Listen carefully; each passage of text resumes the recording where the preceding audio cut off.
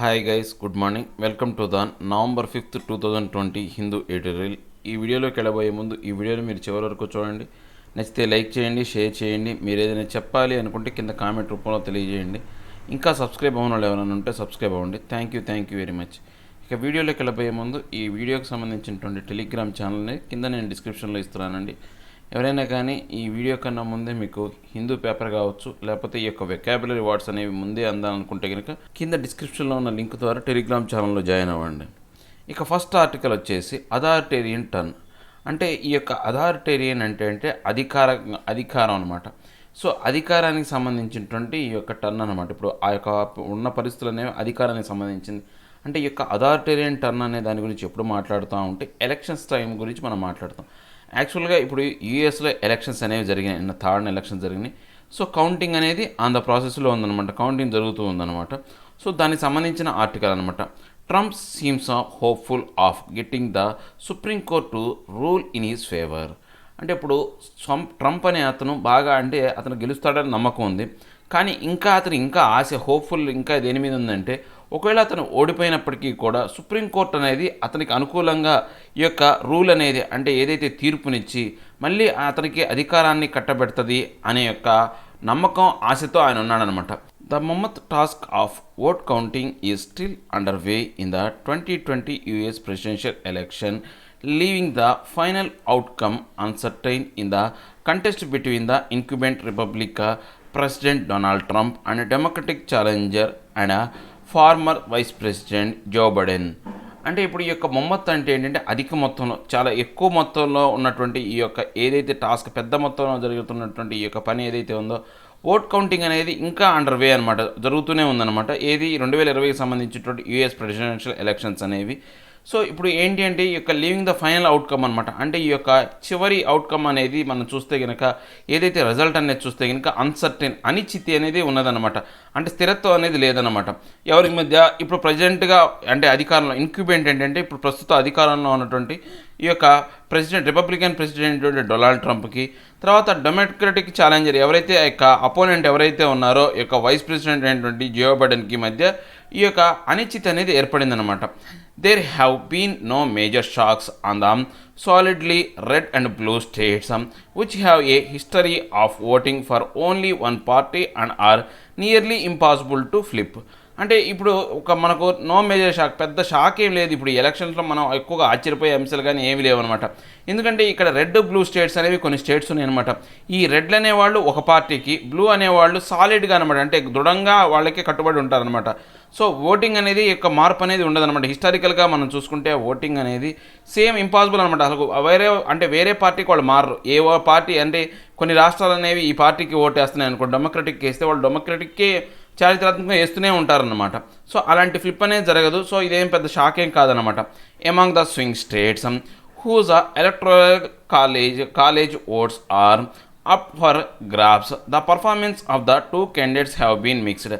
అంటే ఇప్పుడు మనం కనుక చూస్తే ఈ యొక్క స్వింగ్ స్టేట్స్ అనేవి కొన్ని రాష్ట్రాలు కనుక చూసుకుంటే ఏంటంటే ఈ యొక్క ఎలక్టోరల్ కాలేజ్ ఓటు ప్రకారం మనం చూసుకుంటే చాలా వరకు ఈ ఓట్ల పర్ఫార్మెన్స్ అనేది ఎక్కువ స్థాయితో ఎలా ఉంది అంటే ఈ యొక్క మిక్స్డ్ అనమాట. అంటే కొన్ని చోట్లేమో ఆయన అధికారంలోకి వస్తున్నాడు, కొన్ని చోట్ల ఈయన అధికారంలోకి వస్తున్నాడు.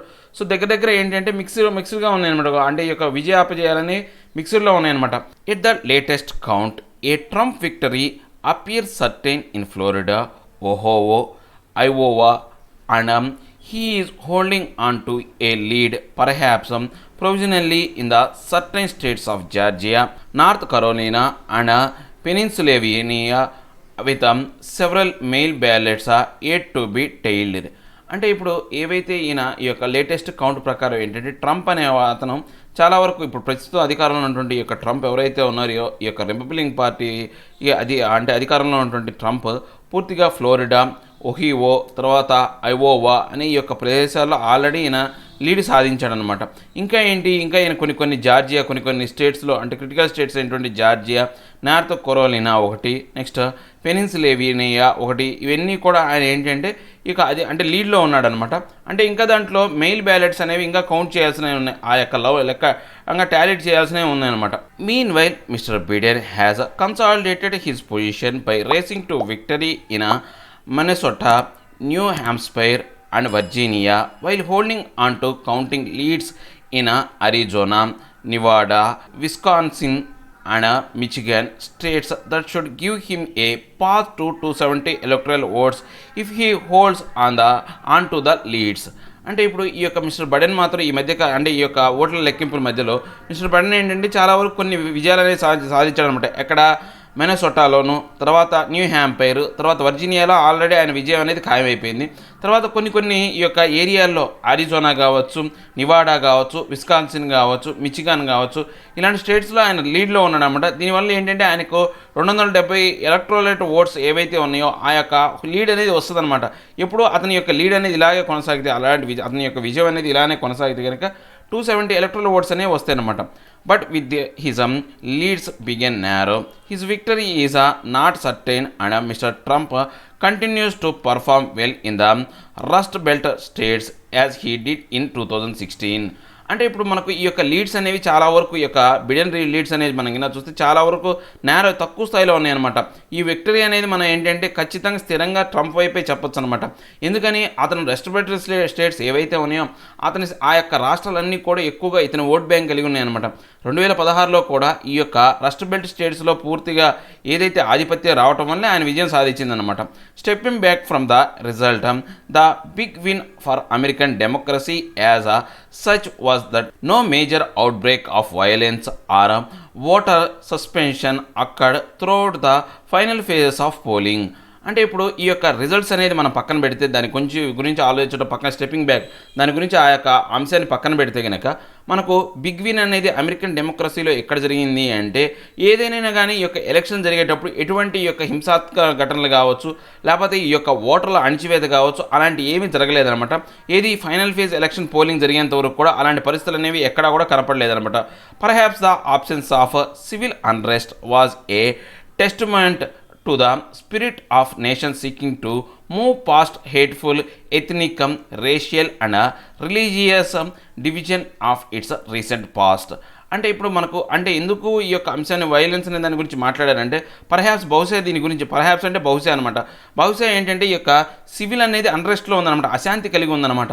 దీనికి మన ఎగ్జాంపుల్ సివిల్ పీపుల్ అందరూ కూడా అశాంతితో ఉన్నారు అని చెప్పడానికి పూర్తి ఉదాహరణ ఏంటంటే టెస్టిమెంట్ ఏంటి అంటే ఈ యొక్క స్పిరిట్ ఆఫ్ నేషన్ అనేది ప్రకారం చూసుకుంటే ఇంతకుముందు పాస్ట్ ఈ యొక్క హేట్ఫుల్ ఎథనిక్ ఏదైతే ఉందో అంటే ఈ యొక్క జాతి వివక్షత అలాంటి ద్వేషాలు ఏవైతే ఉన్నాయో రేషియల్ కావచ్చు రిలీజియస్ డివిజన్స్ కావచ్చు అవన్నీ రీసెంట్ పాస్ట్లో కూడా మళ్ళీ తిరిగి పునరావృతం అయినాయి అనమాట, మళ్ళీ మొదలైనాయి అనమాట. It was ironic then that a relatively peaceful election exercise in the world's oldest democracy was overshadowed by Mr Trump himself, who took a distinctly authoritarian turn when he claimed falsely that he had already defeated Mr. Biden, particularly that he had won the Rust Belt states, which in reality are still counting millions of votes, likely the surge in mail-in ballots. అంటే ఇప్పుడు మనం ఎలా చూసుకుంటే ఇక్కడ ఐరానికంగా విరుద్ధంగా చెప్పడానికి ఎలా ఉంది అంటే ఈ యొక్క మనకు ఓల్డెస్ట్ అంటే ప్రపంచంలోకెల్లా అత్యంత ప్రాచీనమైనటువంటి అంటే ఈ యొక్క డెమోక్రసీ ఏదైతే ఉందో పూర్తిగా అది ఏమైంది అంటే పూర్తిగా దాని మీద నీళ్ళు అనేవి కంపెనీ అనమాట, అంటే ఒక నీడలాగా ఏర్పడింది అనమాట.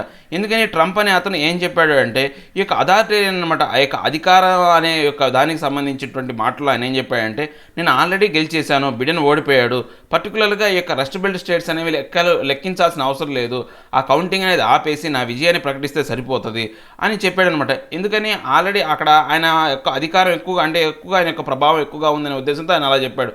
కానీ ఆ యొక్క మిలియన్స్ ఆఫ్ ఓట్ అనేది ఇంకా కౌంటింగ్ జరుగుతూనే ఉంది. అలాంటి సమయంలో ఏంటంటే స్టేట్మెంట్లు ఇవ్వడం అనేటువంటి సరైనటువంటి అంశం కాదనమాట. ఇంకా దాంట్లో ఏంటంటే మెయిల్ ఇన్ బ్యాలెట్స్ అనేవి అవన్నీ కూడా కౌంట్ జరుగుతూనే ఉందన్నమాట. He want on to complain that the 2020 election was being stolen from him through a major fraud, reiterating his vow to take the matter expediently to the Supreme Court. అంటే ఇప్పుడు ఈయన ఏం చెప్పాడు ఈ యొక్క 2020 యొక్క సంబంధించినటువంటి ఎలక్షన్ క్యాంపెయిన్లో ఆయన ఏంటంటే ఆయన్ని ఈ యొక్క అధికారాన్ని ఆయన దగ్గర నుంచి దొంగలించాలని చెప్పేసి కొన్ని ఈ యొక్క ఫ్రాడ్ అంటే ఈ యొక్క తప్పుడు విధానాన్ని అనేవి అనుసరిస్తున్నారని చెప్పేసి ఆయన చెప్పాడనమాట. ఈయన ఇంకా ఏం పునరుద్ఘాటించాడు, రీఇటరేటింగ్ అంటే ఏంటంటే పునరుద్ఘాటించడం అనమాట. పునరుద్ఘాటించి ఒక ప్రతిజ్ఞ చేశాడు, అంటే ప్రతిజ్ఞ చేశాడనమాట. ఒకవేళ ఆయన యొక్క ఎలక్షన్లో కనుక ఓడిపోతే ఆయన ఖచ్చితంగా ఈ యొక్క సుప్రీంకోర్టుకి వెళతానని చెప్పేసి ఆల్రెడీ ఎలక్షన్ ప్రచారం జరిగేటప్పుడే చెప్పాడనమాట. There are 3 broad observations recording this turn of events. అంటే ఇప్పుడు మనం దీనికి ఈ యొక్క అంశానికి సంబంధించి మనం 3 అబ్జర్వేషన్లు అనేవి మనం అంటే ఏవైతే ఉన్నాయో వాటిని చూడవచ్చు అనమాట. మనం ఏవైతే అబ్జర్వేషన్స్ అనేవి వాటిని అర్థం చేసుకోవచ్చు, చూడవచ్చు ఈ యొక్క అంశాల ప్రకారం. First, it is unclear why Mr. Trump would attack the voter tallying process in the swing states, given that he is leading in some of them anyway. అంటే ఇప్పుడు ఏంటి అంటే ఆయన కొన్ని ఓట్ టాలింగ్ సంబంధించిన ప్రాసెస్ సంబంధించి కొంత దాడి అనేది చేస్తున్నాడు. అవి ఒక తప్పుడు విధానం అనేది దాడి చేస్తున్నాడు. కానీ కొన్ని స్వింగ్ స్టేట్లో ఆయన ఏదేమైనప్పటికీ కూడా అంటే ఆయనకి అధికారం అనేది ఎక్కువగా లేని రాష్ట్రాల్లో కూడా ఆయనకి ఏంటంటే ఆయన ప్రభావం ఎక్కువ లేని రాష్ట్రాల్లో కూడా ఆయన కొంతవరకు మెజారిటీ అనేది వచ్చిందనమాట. అలాంటి చోట వాటి మీద గురించి ఎందుకు దాడి చేస్తుంటే ఎవరికి అర్థం కావట్లేదు. Second is a statement is a tantamount to a demand that a legally cast ballot shall not to be recorded, which if true implies unprecedented attempt at a mass voter suppression. అంటే ఇప్పుడు ఏంటి, ఇప్పుడు మనకు ఆయన యొక్క statement అనేది చూస్తే టెంటామౌంట్ అంటే చాలా వరకు ఈక్వల్గా ఉందన్నమాట. దీనికి సంబంధించి ఈ యొక్క లీగల్ కాస్ట్ బ్యాలెట్ అనే దాని గురించి చూస్తే కనుక ఆ రికార్డు దాని ప్రకారం చూసుకుంటే కనుక అది చాలా వరకు నిజంగాను, తర్వాత ఇంతకుముందు ఎప్పుడు సంభవించిన అటెంప్ట్లో కలిగించే విధంగా ఉందన్నమాట. అది ఎలా ఉంది అంటే ఓటర్లందరినీ కూడా అణిచివేసే విధంగా ఉందన్నమాట. అలాంటి స్టేట్మెంట్ అనేది చేస్తున్నాడు సెకండ్ దాని ప్రకారం మనం చూస్తే. Third, Mr Trump appears intent upon escalating the matter to the supreme Court, perhaps a strategy based on the idea of getting the conservative majority on that court, including his recent nominee Amy Coney Barrett, to rule in his favor. అంటే ఇంకా third అంశం వచ్చేసి ఏంటంటే, మూడో అంశం ఏంటంటే ఈయన ఏదైతే ఈ యొక్క అంశాన్ని ఈ యొక్క ఎస్కలేట్ అనమాట, అంటే దీని యొక్క ప్రభావాన్ని ఇంకా పెంచే విధంగా, ఇంకో దాన్ని చూపించే విధంగా, ఎస్కలేట్ చేసే విధంగా, పూర్తిగా దేనికి సంబంధించి ఎలక్షన్ అంశాన్ని ఇంకా తీవ్రతరం చేసే విధంగా ఈ మ్యాటర్ని సుప్రీంకోర్టులో తీసుకుపోతా అంటున్నాడు. దీని ప్రకారం ఏంటంటే ఈ సుప్రీంకోర్టులో ఉన్నటువంటి జడ్జీలందరూ కూడా కన్జర్వేటివ్ మెజారిటీ అనమాట. కన్జర్వేటివ్ అంటే మనం కరెక్ట్గా చెప్పాలి అంటే సాంప్రదాయమైనటువంటి విధానాలను అనుసరించే వాళ్ళని కన్జర్వేటివ్స్ అంటారు. అంటే వీళ్ళు కొత్తగా వచ్చిన మార్పులను ఒప్పుకోరనమాట. అలాంటి మెజారిటీ కలిగిన కోర్టులో ఈయన యొక్క విధానాన్ని, యొక్క ఎలక్షన్ విధానాన్ని ప్రవేశపెడదాం అనుకుంటున్నాడు. ముఖ్యంగా ఆయన ఈ మధ్యకాలంలో ఎమీ కెనీ బ్యారెట్ అనే అతన్ని నామినేట్ చేశాడనమాట. సో అతను నామినేట్ చేసినటువంటి ఈ యొక్క జడ్జి ఎవరైతే ఉన్నాడో అతనికి ఫేవర్గా తీర్పు ఇస్తాడనే ఈ యొక్క ఆలోచన కూడా ఆయనకు ఉందన్నమాట. Such a course of action would set an ominous tone for what could be another 4 years of the Trump administration. అంటే ఇప్పుడు ఇలాంటి ఆ యొక్క కోర్స్ ఆఫ్ యాక్షన్ ఇవన్నీ కనుక చూస్తే కనుక ఇవి పూర్తిగా ఎలా ఉన్నాయంటే ఈ యొక్క భావి సూచికలాగా ఉన్నాయన్నమాట. రాబోయే కాలంలో ఈ యొక్క 4 సంవత్సరాల కాలంలో మళ్ళీ తిరిగి ట్రంప్ యొక్క పరిపాలన విధానం, అడ్మినిస్ట్రేషన్ అధికారమే ఉంటుంది అని చెప్పే విధంగా ఈ యొక్క అంశాలు అనేవి ఉన్నాయన్నమాట. ఏం లేదండి, ఇప్పుడు పూర్తిగా ఈ యొక్క ఎలక్షన్లు అనేవి ట్రంప్కి బిడెన్కి మధ్య ఏంటంటే పోటాపోటీగా జరుగుతున్నాయి అనమాట. ఈ రిజల్ట్స్ చూసుకుంటే కనుక మిక్స్డ్గా ఉన్నాయన్నమాట. ట్రంప్ అనేది ఏంటి, ఈ యొక్క గెలిచినా కానీ ఓడిపోయినా కానీ అతనే మళ్ళీ అధికారంలోకి వచ్చే విధంగా ఆయన ఆల్రెడీ ఈ యొక్క ఏదైతే ఉందో ప్రణాళిక రచించుకున్నాడు అనమాట. ఒకవేళ ఓడిపోతే కనుక అతను సుప్రీంకోర్టులో ఈ యొక్క అంశాన్ని పెడతాడు. సుప్రీంకోర్టులో ఉన్న జడ్జీలందరూ కూడా ఎక్కువగా కన్జర్వేటివ్స్, అంటే సాంప్రదాయబద్ధమైనటువంటి వాళ్ళు కొత్తగా వచ్చిన మార్పులను ఒప్పుకోరనమాట. ఇప్పుడు ఈ మేలిన విధానం అనేది కొత్తగా వచ్చిందనమాట. సో దాని ప్రకారం ఏంటంటే మళ్ళీ ట్రంపే విజయం సాధించే అవకాశం ఉంది. ఈ యొక్క అన్ని కాలాలతో మనం లెక్కించి చూస్తే కనుక రాబోయే కాలం అధికారంలో ఉండేది ట్రంపే అని చెప్పే విధంగా ఈ యొక్క ఆర్టికల్ ఉందన్నమాట. ఇక నెక్స్ట్ ఆర్టికల్ వచ్చేసి స్టార్ స్టేటస్. అంటే స్టార్ స్టేటస్ అంటే ఏంటంటే ఇది కూడా ఎలక్షన్ క్యాంపెయిన్ సంబంధించింది అండి. మన భారతదేశంలో ఈ యొక్క ఎలక్షన్ క్యాంపెయిన్ చేసేటప్పుడు స్టార్ స్టేటస్ అనేది ఒక పార్టీకి సంబంధించిన ఒకే ఒక నాయకుడికో అవి మాత్రమే ఇస్తారనమాట. ముఖ్యంగా చెప్పాలి అంటే ఎక్కువగా ఒక నాయకుడికి అనే దానికి ఇస్తారనమాట. ఈ యొక్క ఎలక్షన్ కమిషన్ ఆఫ్ ఇండియా అనేది ఇలాంటి స్టార్ స్టేటస్ అనేది ఎవరికి ఇస్తుంది, ఎందుకు ఇస్తుంది, దానికి ఇవ్వాలంటే ఎలాంటి అర్హతలు ఉండాలి అనే ఆర్టికల్ దాని గురించి ఇన్ డీటెయిల్గా ఈ ఆర్టికల్లో చెప్పడం జరిగిందండి. చాలా ఇంపార్టెంట్ ఆర్టికల్, ఒకసారి చూడండి. ECI అంటే election commission of India's power to ensure a clean campaign should not be unduly abridged. అంటే ఇప్పుడు ఈ యొక్క ఈసీఐకి సంబంధించినటువంటి ఈ యొక్క పవర్ ఏదైతే ఉందో, అంటే ఒక అంశానికి సంబంధించి క్లీన్ క్యాంపెయినర్ అనే అంశానికి సంబంధించి అది వాళ్ళ యొక్క అధికారంలో ఉన్నటువంటి భాగం అనమాట. క్లీన్ క్యాంపెయినర్ అనే ఒక అంశం అనేది వాళ్ళ యొక్క అధికారంలో ఉందన్నమాట. ఈ యొక్క అధికారాన్ని ఏదైతే ఉందో దాన్ని పూర్తిగా అపరిమితం చేయకూడదు. అంటే దాన్ని అంటే పరిమితమైంది ఎవరికది ఎలక్షన్ కమిషన్ ఆఫ్ ఇండియాకే పరిమితమైనటువంటి అధికారం అది. దాన్ని అపరిమితంగాను లేకపోతే ఇక్కడ సంగ్రహం చేయకూడదు, వేరే వాళ్ళు తీసుకోకూడదు, ఈ యొక్క అధికారాన్ని వేరే వాళ్ళు లాక్కోకూడదు. సంగ్రహం చేయు అంటే వేరే వాళ్ళు తీసుకోవడం అనమాట. The supreme court stay on the revocation of the status of former Madhya Pradesh chief minister Kamal Nath as a star campaigner for the Congress brings to the fore the power of the Election Commission of India and its role in ensuring a clean campaign.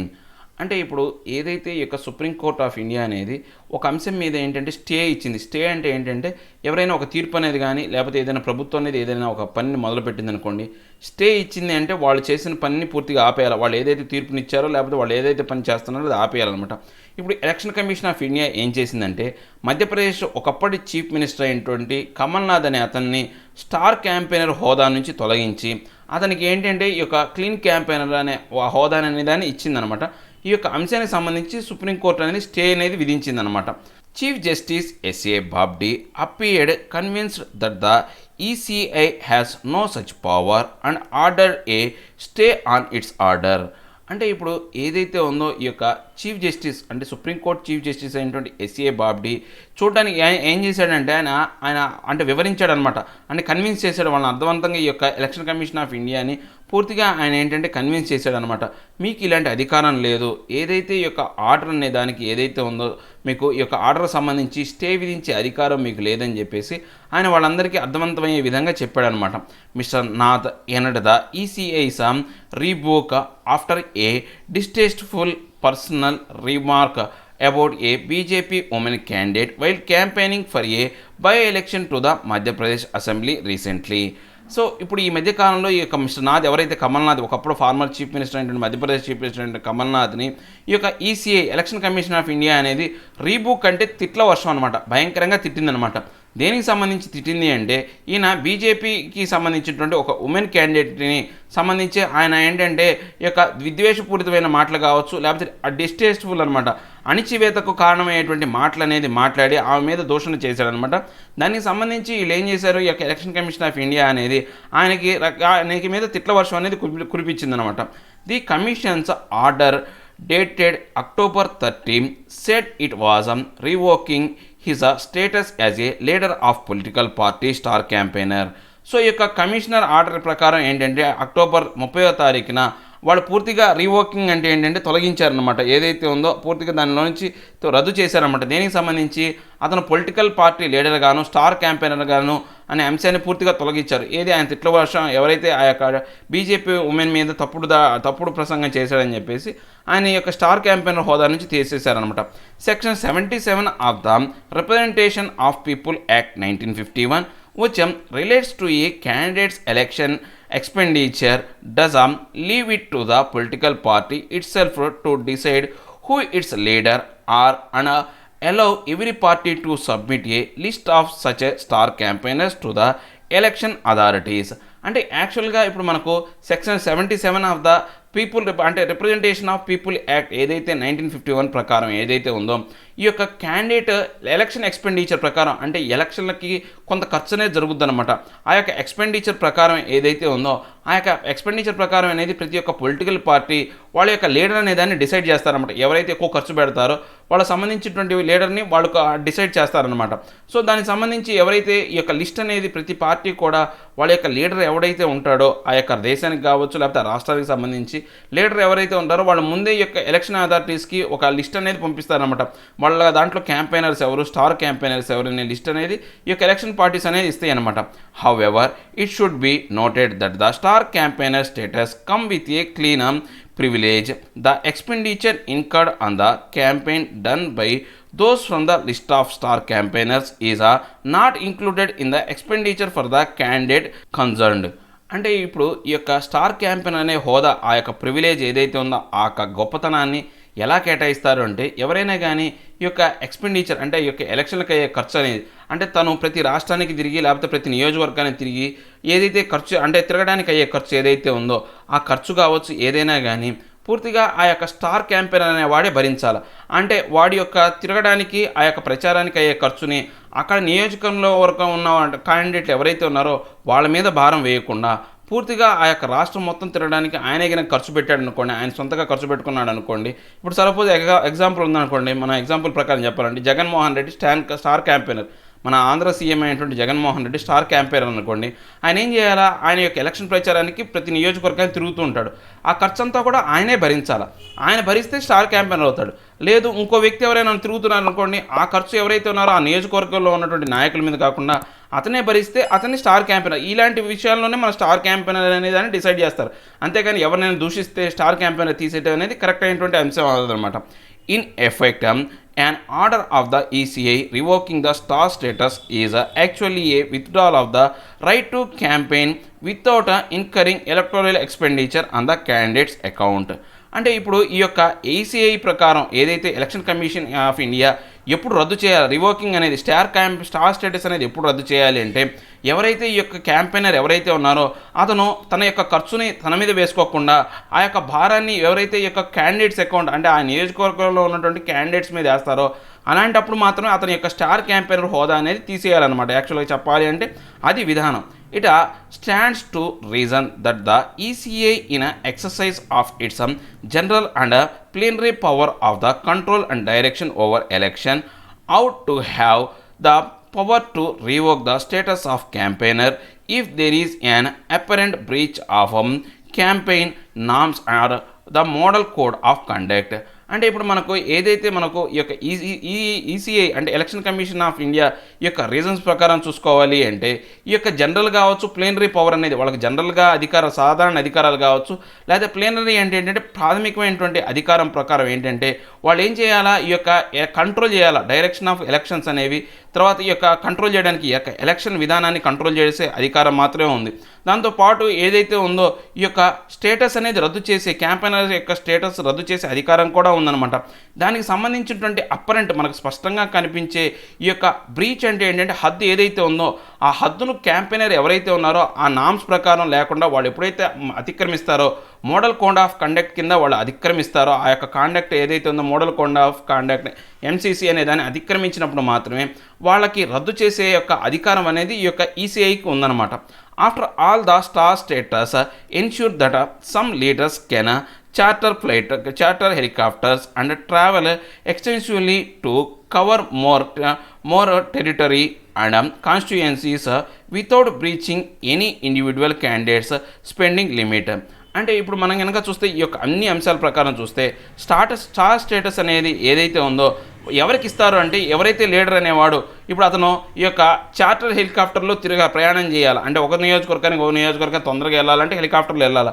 తర్వాత ఈ యొక్క ట్రావెల్కి సంబంధించినటువంటి ఈ యొక్క ఎక్కువ దూరాన్ని ప్రయాణించే సంబంధించినటువంటి ఈ యొక్క ఛార్జీలు ఏవైతే ఉన్నాయో వాటి అన్నీ కూడా ఆయన కాన్స్టిట్యూషన్స్ మీద కాకుండా ఆ యొక్క అంటే ఆయనే భరించే విధంగా మిగతా వాళ్ళ యొక్క ఎవరైతే ఉన్నారో ఆ కాన్స్టిట్యూషన్లో ఉన్నటువంటి నేతల మీద కాకుండా ఆయన యొక్క స్పెండింగ్ లిమిట్లోనే ఉండే విధంగా చూసుకోవాలనే బాధ్యత అనేది ఈ యొక్క స్టార్ క్యాంపెయినర్కి ఉంటుందన్నమాట. The ECI has cited the clash in the MCC that bars candidates from resorting to criticism of all aspects of the private life not connected with the public activities of other leaders and party workers. So ఈ యొక్క mode of conduct ప్రకారం ఏంటంటే ఈ యొక్క కొన్ని అంశాలు candidates అనే వాళ్ళని వాళ్ళు రద్దు చేసే అధికారం ఉందన్నమాట. ఏదైనా కానీ ఈ యొక్క క్రిటిసిజం కావచ్చు, ఏవైతే విమర్శలు అనేవి అన్ని రకాలైనటువంటి విమర్శలు జరిగినప్పుడు ప్రైవేట్ లైఫ్ సంబంధించి లేకపోతే పబ్లిక్ యాక్టివిటీతో ఉన్నటువంటి కనెక్షన్ సంబంధించి ఏదైతే లీడర్ కావచ్చు పార్టీ వర్కర్స్ గారు ఉంటే అలాంటి దాంట్లో మాత్రమే ఈ యొక్క ECI election commission of India ఆ క్లాసులు మాత్రమే పరిష్కరిస్తూ ఉంటుందన్నమాట.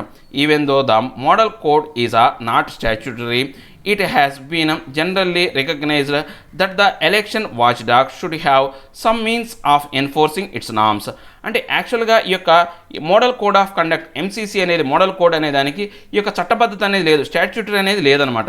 అయినప్పటికీ కూడా ఇదేంటంటే కొంతవరకు గుర్తించబడింది. ఇదేంటంటే ఎలక్షన్లో ఒక వాచ్ డాగ్ అనమాట, తప్పులు జరగకుండా చూసుకునే జాగ్రత్తలు చూసుకునే ఏదైతే ఉందో ఈ యొక్క వాచ్ డాగ్ లాగా పనిచేస్తూ ఉంటుందన్నమాట. సో ఈ యొక్క దీని ప్రకారం ఏంటంటే కొన్ని నామ్స్ అనేవి దీనికి కూడా ఉన్నాయి. ఈ యొక్క ఏదైతే మోడల్ కోడ్ ఆఫ్ కండక్ట్కి కొన్ని నామ్స్ అనేవి ఉన్నాయన్నమాట.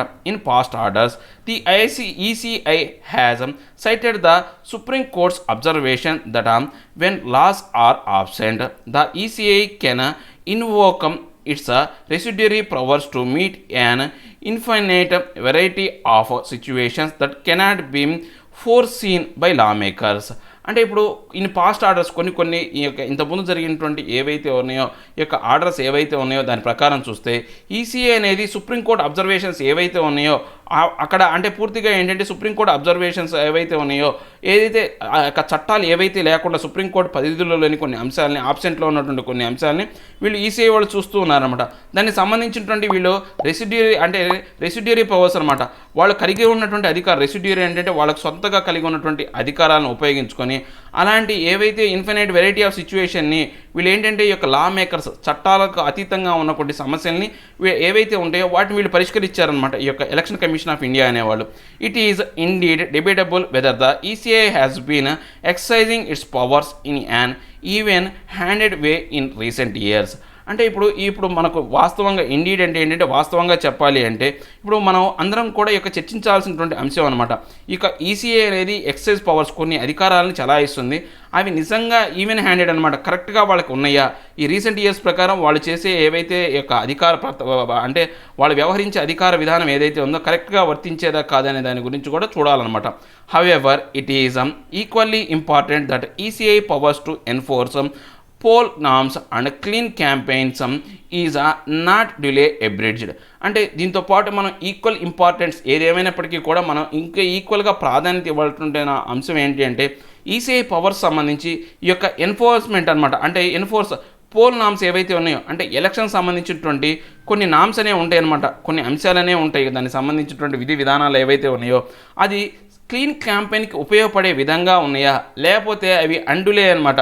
అండులే అంటే చెప్పాం కదా అపరిమితం అనమాట, వేరే వాళ్ళకి అపరిమితం చేసే విధంగా అంటే వేరే వాళ్ళు దాంట్లో చేసుకునే విధంగానో లేకపోతే వేరే వాళ్ళకు సంగ్రహించే విధంగా ఉన్నాయో లేదో అవన్నీ చెక్ చేసుకోవాలి అని చెప్తున్నాను అనమాట. ఏం లేదండి ఈ యొక్క స్టార్ క్యాంపెయినర్ అనే అంశం మీద వివాదం చెలరేగింది. స్టార్ క్యాంపెయినర్ అనే అంశం కింద ఏంటి అంటే ఎవరైనా కానీ ఒక నేత అనే అతను పూర్తిగా తన యొక్క ఖర్చులు అనేవాడు అతనే భరిస్తూ ఎవరి మీద భారం వేయకుండా అక్కడ ఎవరైతే ఏదైతే కాన్స్టిట్యూషన్లో ఉన్నారో ఆ కాన్స్టిట్యూషన్సీస్లో ఉన్నటువంటి నాయకుల మీద ఏదైతే ఉందో ఆ నియోజకవర్గంలో ఉన్నటువంటి నాయకుల మీద ఆ భారం వేయకుండా ఆయన కనుక ఆ యొక్క పూర్తి క్యాంపెయిన్కి ఆయన తిరగడానికి ఆయన ఎక్స్పెండిచర్ ఖర్చు అంతా కూడా ఆయనే పెట్టుకుంటున్నాడు అనుకోండి, అతన్ని స్టార్ క్యాంపెయినర్ అంటాడు. అతనికి అంటే అలాంటి వాళ్ళని స్టార్ క్యాంపెయినర్ అంటారు అనమాట. ఇక్కడ సిచ్యువేషన్ ఏమైందంటే కమల్నాథ్ ఏం చేశాడు, ఒక బీజేపీ ఒక లేడీ క్యాండిడేట్ మీద ఆయన కొంతవరకు దుర్భాషలాడారనమాట. ఆమె ఏదైతే అణిచివేత చేసే విధంగా ఏదైతే ఉందో డిస్టేస్ట్ఫుల్ స్టేట్మెంట్స్ అనేవి ఇచ్చాడనమాట. సో దాని కారణంగా ఆయన స్టార్ క్యాంపెయిన్ హోదానే తీసేశారనమాట. అలాంటి విధానాలు కాదు. సో ఇప్పుడు ఏంటి అంటే ఈ యొక్క సుప్రీంకోర్టు ఏం చేసింది, మీరు చేసిన విధానం తప్పని వాళ్ళకి అర్థమయ్యే విధంగా చెప్పిందనమాట.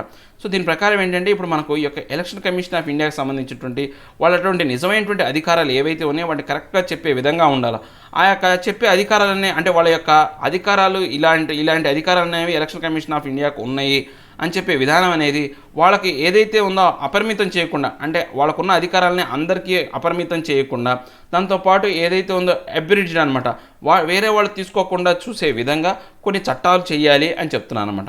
సో ఇవండి ఈరోజు నా హిందూలో 2 ఆర్టికల్ ఎక్స్ప్లెనేషన్. నా ఎక్స్ప్లెనేషన్ మీకు నచ్చే ఉంటుంది అనుకుంటున్నాను. నచ్చితే లైక్ చేయండి, షేర్ చేయండి. మీరు ఏదైనా చెప్పాలి అనుకుంటే కింద కామెంట్ రూపంలో తెలియజేయండి. ఇంకా సబ్స్క్రైబ్ అవ్వడం ఎవరైనా ఉంటే సబ్స్క్రైబ్ అవ్వండి. Thank you very much.